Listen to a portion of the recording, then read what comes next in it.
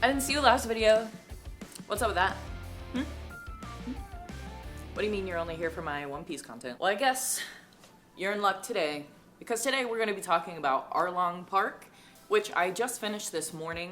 Now, I know originally my plan was to do East Blue as like a total one video, but I feel like each individual arc within the main arc kind of deserves their own video, and I think that I can pace my videos a bit better for myself personally. So that's how I'm going to be doing it. And if you have any opinions on that, please let me know. Just do it kindly is all I ask. All right, so I have my notes here, which you guys said was great that I was doing, and I know. Because I'm sure as hell not going to remember if I don't take notes. One second, I gotta get my coffee. I'm gonna miss Black Rock so much when I move to North Carolina. All right, so One Piece. Let's start with volume 8. I think in this video I'm going to go by volume, and in these videos, know that the video is going to be not only a review, but also kind of a recap, because I basically take notes on everything, because I have never been a good note taker in the sense that I take note of literally everything. Like, I'm a copy of the textbook kind of person. So, all right, One Piece, Volume 8, Arlong Park, and from my sources, Arlong Park is chapter 69 through 95. So, we learn about that there are 7 warlords of the sea, which are the 7 government-recognized leaders. We have already met one, we just didn't know exactly that that's what he was, and that's Hawkeye Mihawk. He is the first one, and then Jimbei of the Fishman Pirates. We meet Captain Nezumi as well of Navy Base 16, we don't like him. And then we meet Sawtooth Arlong. So we meet him, and you know, I really didn't know exactly what to expect from Arlong Park, so I knew that I was going to get Nami's backstory. I didn't know what it was going to be about, but I did know I was going to get her backstory, because a lot of people were like, oh, I wonder what you're going to think about Nami as you continue throughout One Piece. And then I also knew Arlong Park was going to get destroyed because I accidentally read it online. However, does that surprise me that it was going to get destroyed? No, because there are like over 1,000 chapters, and you know, at that point it's only chapter 95 when that whole battle ends. So it's not like that was exactly a spoiler. So, and I don't consider the previous stuff being said to be a spoiler either. I want y'all to see my cat shirt. Let's just back up a little bit. Oh, this side has a little lift up cat. So cute. Sorry, today I'm just trying to have a chill, let's talk about One Piece day, okay? All right, so I'm gonna tell y'all, please don't use it against me, because I will not like y'all anymore. But I have tryptophobia, which means I have a fear of like bumps and holes and things like that. The first mate, Hachi, when I saw him, because he has like the little tentacles, and it kind of gives the same effect for me, especially as a drawing and it being in black and white. I started to get a little nauseous, started getting a bit lightheaded as I was reading. And then as I continued on, it kind of got better because I got used to seeing it and just tried to not look at his arms.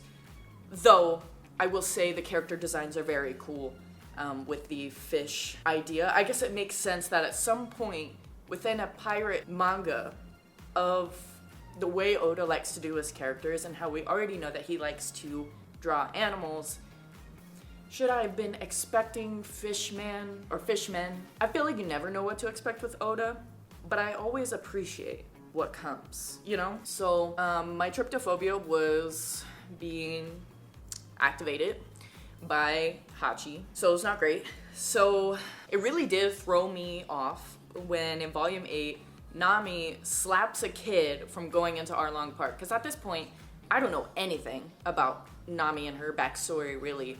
And so I'm like, I just got done with the last arc of her abandoning Luffy, and now she's slapping a kid. Like, the misdirection is crazy. I mean, is it really a misdirection, or is it really like she's doing these things? It's like pick your poison sort of thing with her. Okay, and then we meet Chabo. So I'm gonna be real with y'all. I have not watched the manga, or I have not watched the anime in a little bit, so if I get some pronunciations wrong, just kindly tell me in the comments. And yeah, so he's the little boy who gets slapped. And then there's Nojiko, who was Nami's stepsister. And that is, as she is introduced, that's when we find out that Nami grew up basically in Arlong Park. And we learned that they were both orphans together. And then Genzo, we meet as well. And then I wrote Fishmen equal giant plus weird plus house flippers. And then Nami saves Zoro. What notes I take. So good. So I thought that, wait, how did Nami save Zoro in the first spot? Because I know she saves Usopp. Let's go on to the next part and then maybe I'll be less confused. Okay, so volume 9. Oh yeah. Usopp, this arc, I feel like we're really getting his juxtaposition, which I write twice within my notes, of him having this dumb courage of lying, using his weapons, and then running away.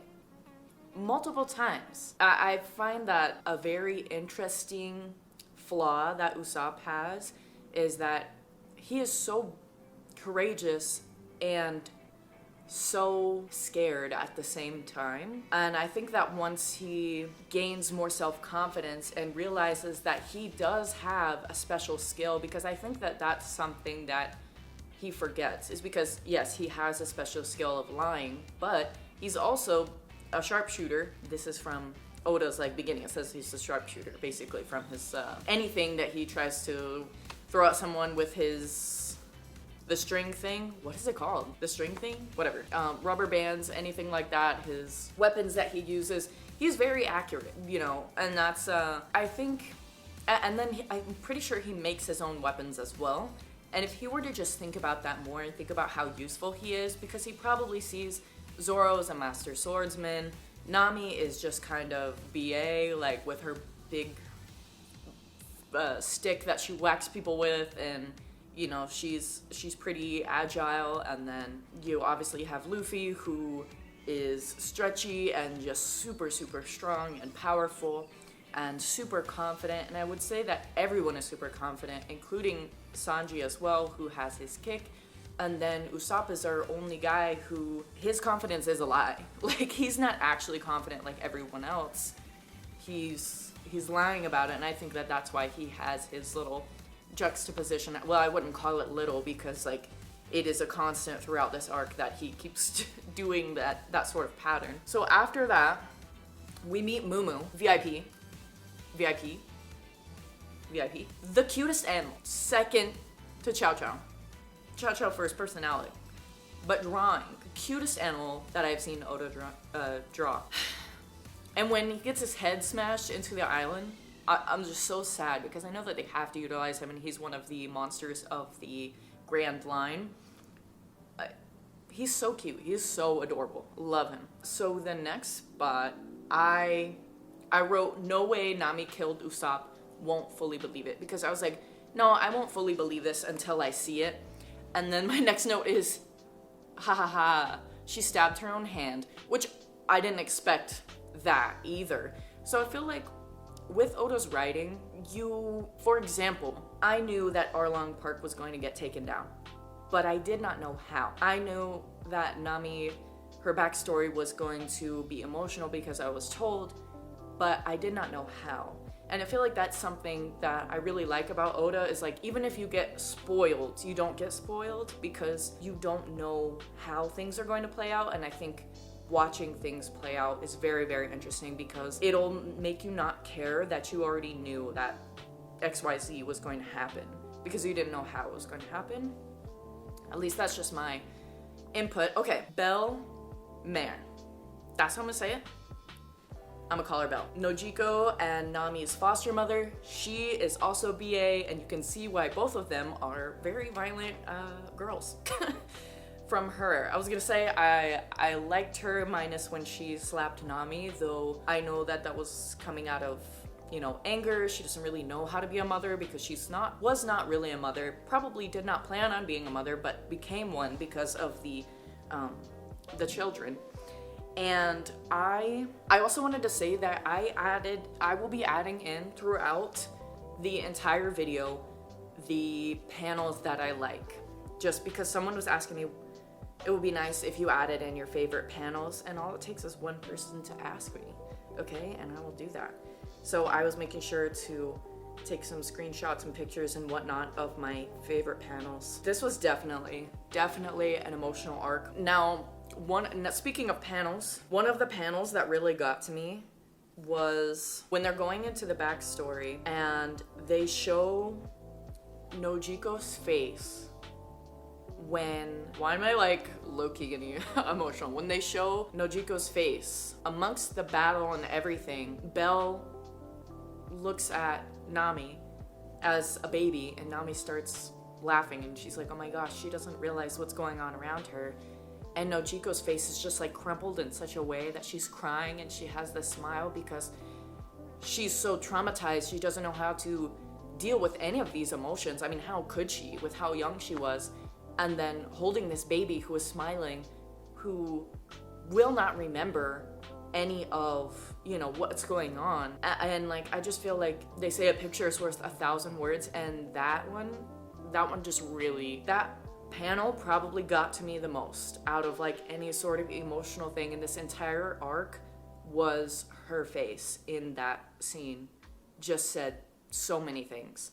And the backstory as a whole was very deep and very emotional. And I was just talking to one of you in the comments on my previous One Piece video, which was talking about how although Oda doesn't really have the time to do long backstories because of the format that he's writing in, you know, it's not like a novel. He can't really like go on for chapters about talking about a backstory, but he adds in these panels and he has these deep emotional stories, these backstories for these characters. And it's not just like, oh, here's a traumatic backstory, the end. It's like building blocks for the characters that he has, but it is not a defining thing for them. So it's like their trauma and the things that they went through, you know, made them the person that they are, but they're not defined by that trauma, if that makes sense. And I think that that's a life thing, but to be able to portray it in such a short amount of time is so masterful. Like, he is just a master of the craft. And, you know, there are novels where you read backstories and you're like, okay, I mean, that's sad, but like, you know, it doesn't weigh on you as much as I feel like some of these backstories really do. And Nami and Nojiko's with Belle is so heartbreaking. And I knew I'd like Belle from the way that her character design was. I thought this is gonna be a BA female, and so is Nojiko as well. I really love her, by the way. And another thing that really got to me is as we're getting kind of flashbacks of how Belle raised Nojiko and Nami, it was just that was so meaningful. Like, just little snippets of lessons that she was teaching them, and how we got to be shown that. I felt like an honor, you know? Like, I mean, I feel like that's like a nerdy thing for me to say, right? But it felt like, oh my gosh, I'm so glad I get to see this part of the backstory, you know? Because like I was saying, Oda doesn't have very much time to talk about backstories, but this one was so important to this entire arc that we needed to see those things to be able to fully get the picture. And let's see if I have some. Oh my gosh, the last conversation that freaking Nami has because Nami was yelling at her, and that's when she also got slapped by Belle, and she said she wished she was raised by rich people, which obviously she didn't mean, and she is a kid, you know. She's gonna say hurtful things. All kids do. All adults do. You know, that's just part of life. But her apologizing, saying, I wish I could be better. I'm sorry I wasn't a good mother. The fact that she was a soldier. And then both of the kids having to watch their mother get shot at such a young age. And the last words being, I love you. Then, right after that is when we start getting the backstory of Belle coming back. She's got the bandages around her head and like, I'm gonna take care of these girls. I don't care what you guys have to say. And then you start to see their antics and how the girls are very much like Belle. They're very sassy. They're kind of aggressive. They'll steal, you know. And then that's when it goes into Nojiko and Nami, don't ever lose to anyone. Girls have to be strong too. And whatever happens, Don't curse the age you were born into. Don't worry what anyone else says, and whatever happens, never lose your ability to laugh. If you can survive, then happy times, lots of them will come your way. And you see that that's what, some of that is what Nojiko and Nami are thinking about as their mother gets murdered in front of them and was a martyr for her children, basically. And then Nami makes that decision to become a pirate. Well, really, she essentially didn't have a choice, really, when we're talking about the Arlong pirates. She really didn't have a choice, but to be their navigator, to be able to draw all the maps for them. And I really appreciate that, although Nami didn't know, she thought the whole town hated her, but Nojiko had ended up telling the town, and the town was going to find out that she joined the pirate crew to save the town, or in hopes of saving her town, because her town is her treasure. And yes, of course, you guys were right. My opinion did change on Nami. Now, do I find her a little annoying at sometimes? Sure, but I think that's kind of how we're supposed to feel about her in the beginning, and then get our minds changed. And isn't that just life? Because everyone's got their story, everyone's gone through something, and you find out and you're like, oh my gosh, like, I never would have thought this if blah, blah, blah.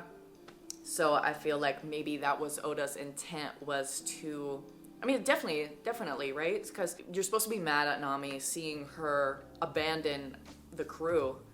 And then we go into the next arc, which is showing why.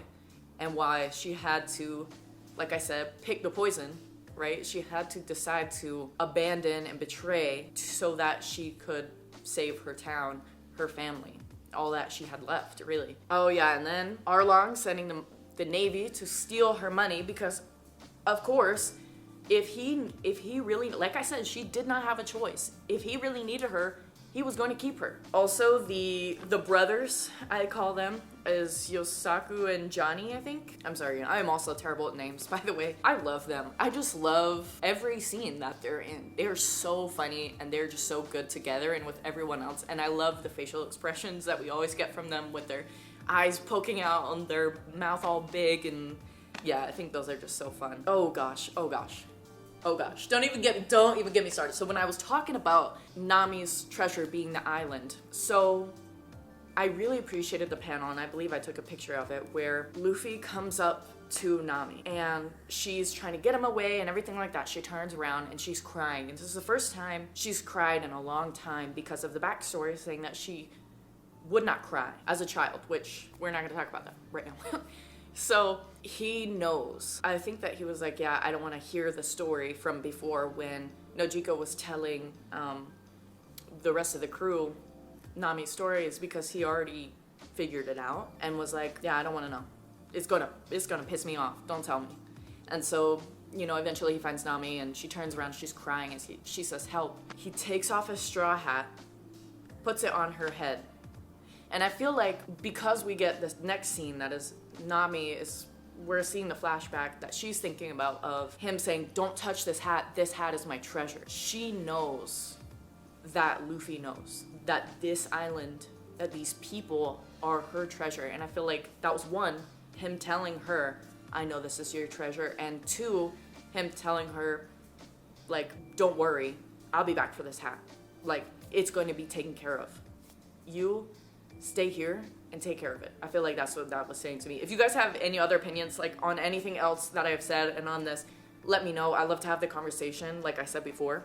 So let's go on to volume 10, where I did say that I think that some of the wording for certain things could be better, but I think that that's possibly a translation issue, where it's like, or some of it may seem a little bit like childish wording, I guess. Like, it feels like it could be more epic, but then it just takes a step back with a certain word that they use. And I'm not saying that we need to be vulgar, we need to use curse words or anything like that.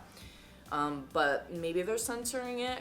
I don't know, because I think that the anime has cursing, but at least the black and white version of the manga English translation does not. And I'm not saying that that's a problem, but I am saying that there are certain times where it's like, well, you made her cry, so I don't know. I guess that just feels a little like young, but yeah, it didn't make me feel less emotional to it because like I said, that's a Johnny and Yosaku scene. And I also took a picture of that panel because I do love it that they're guarding the gate. Like, we're not letting any of the villagers by because you're going to ruin what Nami has spent these last 8 years trying to fix, what she's been trying to work towards. We're not going to let her have that ruin. And they felt the need to be there because they felt like they did because of the mean things they said about her and how they misjudged her, which we all did, don't worry. All right, and so I also saw Zoro and Sanji started their banter with one another, which I feel like if you have two characters who are pretty similar and very, very strong-minded, they're going to have petty arguments with each other, and I think it was really funny to be able to start seeing that within them. And then I also wrote again about Usopp's juxtaposition within himself, and that his ketchup blood was really smart, and I also took pictures of those panels in which he realizes what he is doing is shameful. And he's like, why am I down here on the ground? You know, I'm fighting this guy, and I told Kaya. I will also be adding in all the panels from this because I really like Usopp's character development and just how he realizes that it's shameful. He realizes that he's being a coward, and then he's like, this girl back home, I told her that I was going to be an amazing pirate, and he's actually like stepping into that purpose and being like, you know what, I'm not that he's done being a liar, but it's like, I'm not lying about this dream that I have, these aspirations I have, the ambition, I'm not lying about it. This is what I'm going to go do. And I really loved that. I loved what was going on in his head about like the laughing so heartily. Like, I understand why they can laugh. I want to be able to laugh with them because if I do wrong by them, if I run and I hide, I will feel guilty every time I have a good moment and laugh with them because I will feel like I don't deserve it. That brings chills to me, like to my body. Like, I literally have chills because I'm like, wow, what an important moment. And then he defeats that guy, little Smek guy, which I love the little Smek. It's so funny. I probably wouldn't like it in the anime because I don't like little sounds like that, but I love reading it. So funny with the little heart. Too good, too good. And then I also wanted to talk about Usopp's fighting style versus everyone else's. Okay, camera only records 30 minutes at a time.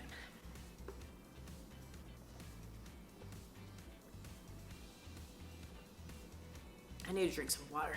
Anyway, so I kind of already mentioned it before about how Usopp has a special ability other than just his lying, is that he's very, very accurate, and that also he can form his own weapons. And I really like his fighting style and that it is so unique versus everyone else's. And I think everyone's is unique to themselves, and that Usopp's could easily be overlooked, but I think that was something in this arc that I kind of picked up on as like he does have the ability to fight with the crew. He just has to have the confidence. So next thought is that is on Nami and abandoning the crew and probably many other people, that she played the role that she did, pretending like she didn't care so that people wouldn't be attached to her and come back with her and try to face the Arlong pirates. And that I was saying to myself in my notes that things were starting to come together, and the puzzle pieces were starting to come together. Also, I don't know if this is like a common thing in manga, you can let me know. Things are said very directly sometimes. Like, we're seeing this fight with very, very strong enemies, and we are very aware as readers that this is the most difficult fight that they've had, and that they're gonna have a lot of struggle with this. And then you see in Sanji's thought bubble that's like, this is nothing like we faced so far. And it's like, didn't need to be said though? Or is this like a manga thing? Or is this an Oda thing? Or is this because this is a shoujin manga where it's supposed to be kind of for the younger audience, so that nothing is supposed to slip by. I don't know. It's not like a big deal. But it's something that I noticed. I'm kind of like, I didn't need to read that.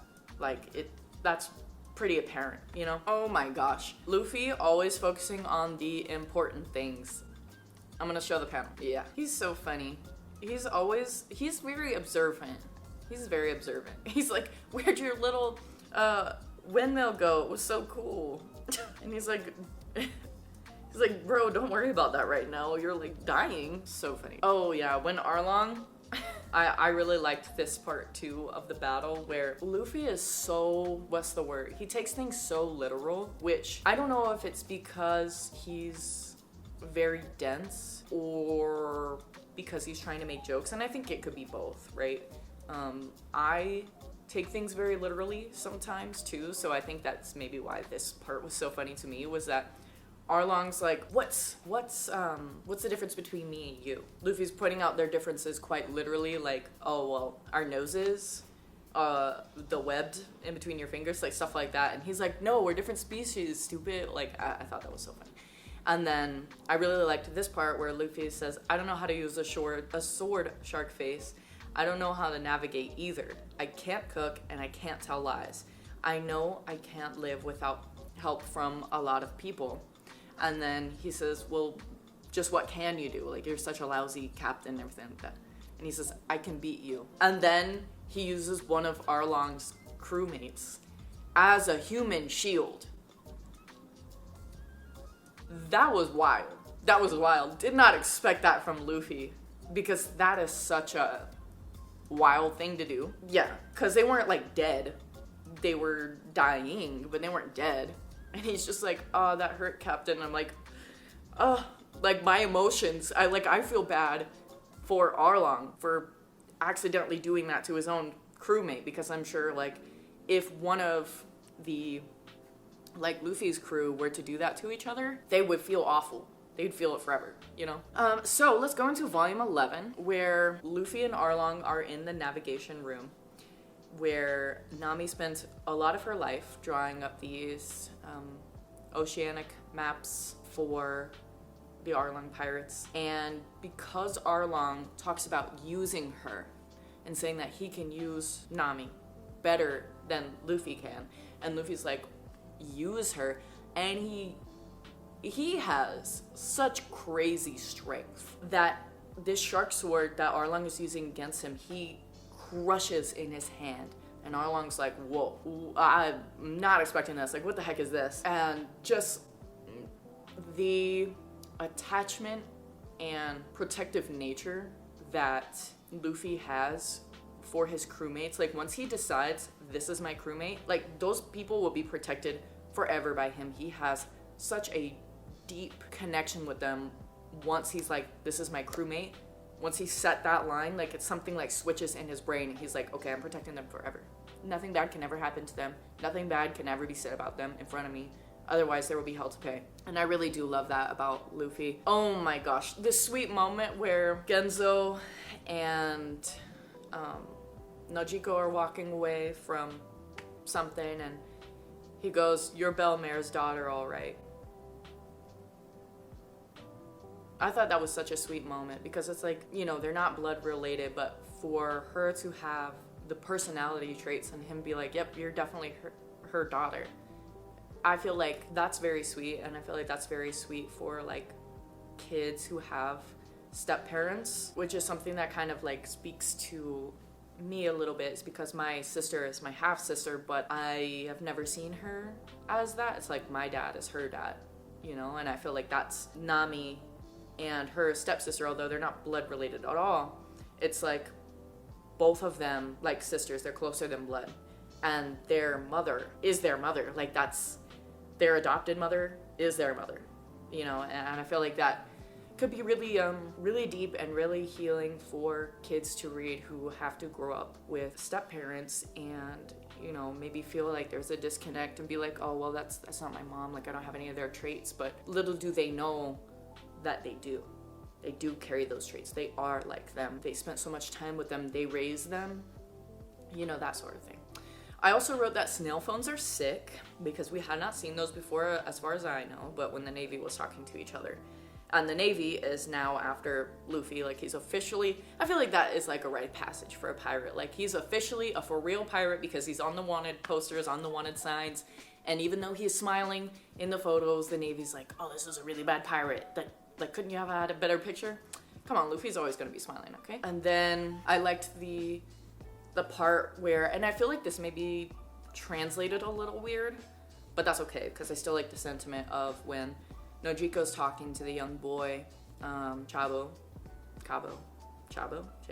something like that, okay?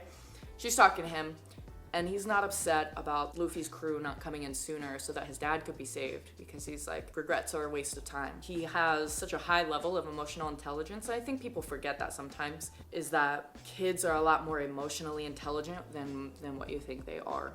And so I liked that as well. Another backstory moment is Nojiko getting the tattoo for Nami. I thought that was a very sweet detail because Nami is super upset that she has to get this tattoo that says, hey, I'm a pirate, hey, I'm a part of Arlong's crew, because she hates them. Like, this is the crew that killed her mother and that is threatening her entire town if they don't pay their dues every month. I think it's every month. Anyway, Nojiko comes back one day and she's got this big old tattoo, which I'm glad that we get to see why she has her tattoo. And she's like, hey, I went and got this. I wanted to say also that I love Nojiko. Now, of course, my opinion on Nami has changed, but I do love Nojiko as well.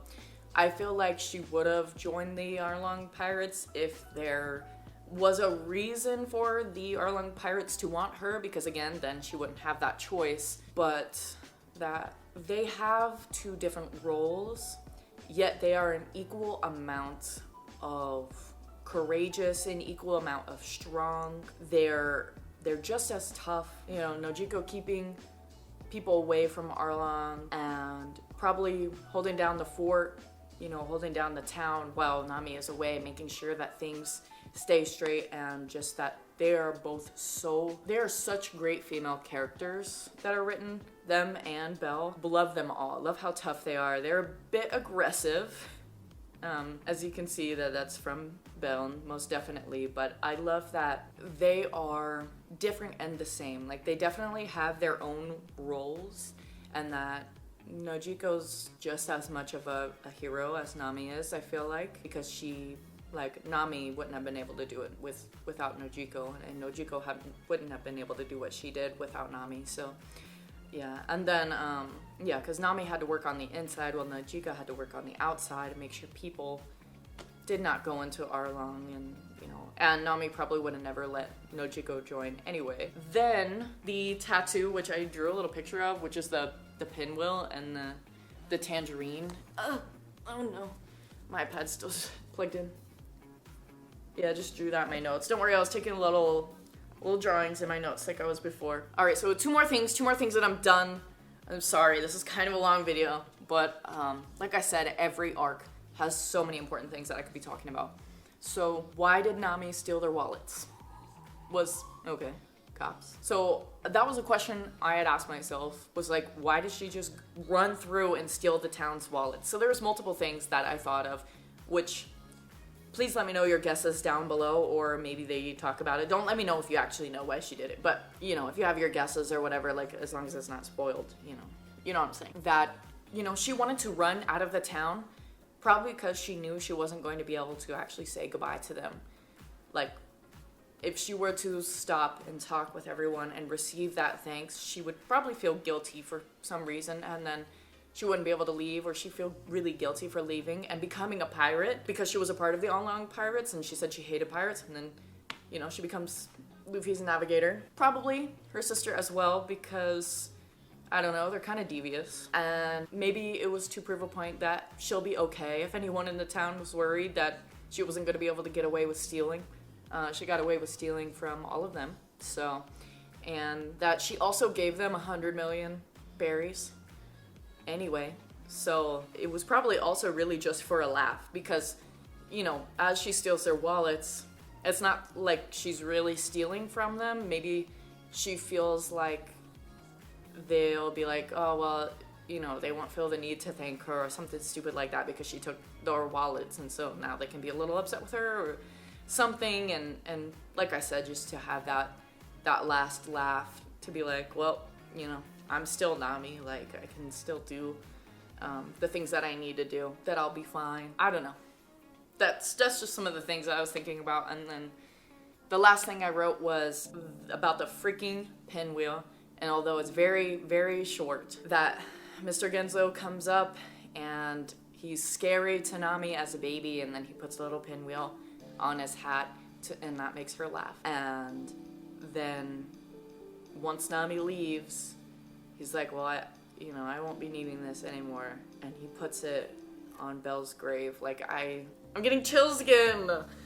There are just so many moments in this that gives me chills. And I didn't cry because I don't really like have visceral reactions to books necessarily, but I did feel my nose stinging up a little bit. And talking about it makes me feel like I'm tearing up a bit. So I can only guess how emotionally invested I'm going to continue to be throughout this freaking manga. It has been a wild ride already, and I'm only 95 chapters in out of 1,000, and I am so looking forward to this journey, and I'm so glad that I have been convinced to read this. So please let me know all of your feelings about this arc, about Arlong Park.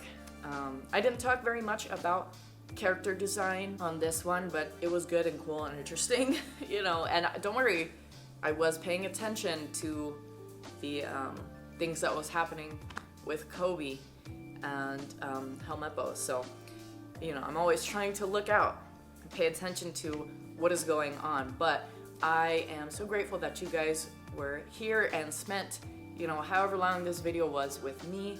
And I hope you guys have a wonderful, blessed day. And it's been a great time. I'm going to continue. I'm going to try to make One Piece videos either every other week or every 2 weeks, something like that. I'm not trying to make a super hard schedule because, as I have told you guys, I am starting school and I will be moving to North Carolina soon, so life is about to get very busy, but I hope you guys have some patience and are willing to watch some of my other fantasy sort of videos, and yeah, hope to see y'all there. Bye.